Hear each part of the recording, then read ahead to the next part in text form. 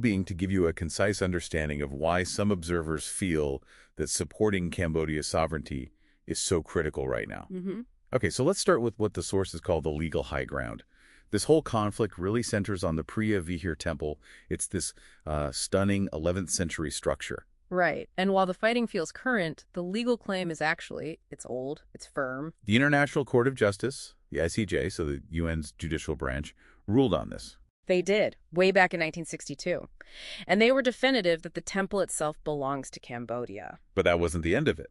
No, and that's what the material really highlights. The 1962 ruling settled the temple, but it deliberately left the 4.6 square kilometers of land around it ambiguous. And that's the flashpoint. That is the ongoing point. But the principle argued here is that standing with Cambodia means upholding the final decisions of the global legal system. Because if a powerful nation can just ignore an ICJ ruling, it's not just a regional skirmish anymore. It chips away at the stability that international law is supposed to provide for everyone. and that law is only as strong as the muscle behind it, which I suppose brings us to the military asymmetry. Yeah, and this is where the imbalance is it's stark. Thailand has a superior, much better funded military. We're talking modern fighter jets, advanced air capabilities. Things Cambodia just can't match. It's not even a question of funding, it's a question of capability.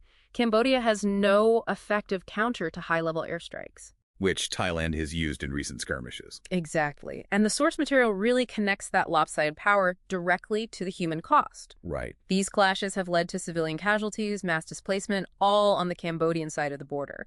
When only one side has that kind of air power, the humanitarian risk is, well, it's completely one-sided. Now, we need to connect this to the history, because this isn't happening in a vacuum. Not at all. The actual map, the one defining this disputed border, it was drawn up in 1907. Which was during the height of French colonial control over Cambodia. And here's the crucial detail. Thailand, which was Siam back then, was never colonized. So you have to ask, right? If the ICJ ruled in 62, why does a map from 1907 still matter so much? What's the argument there? The argument is that this fight is framed as Cambodia defending borders that were established when it was at its absolute historical weakest under colonial pressure. So supporting Phnom Penh now is seen as, what?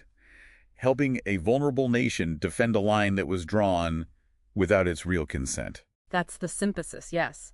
The argument presented is that it's about upholding international law over military force, protecting the vulnerable, and maybe even rectifying the long-term consequences of that colonial era. It's a powerful argument.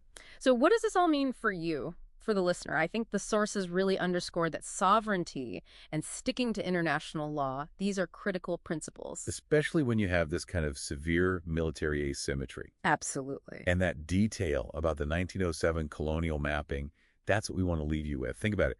When you look globally, how many ongoing conflicts are less about new disputes and more about, well, historical foreign interventions that are still fueling them decades later? The colonial legacy? The colonial legacy. Yeah. The sheer number of post-colonial border disputes that are still active today. It really makes you wonder, what does the world owe to the historical circumstances that created these lines on a map?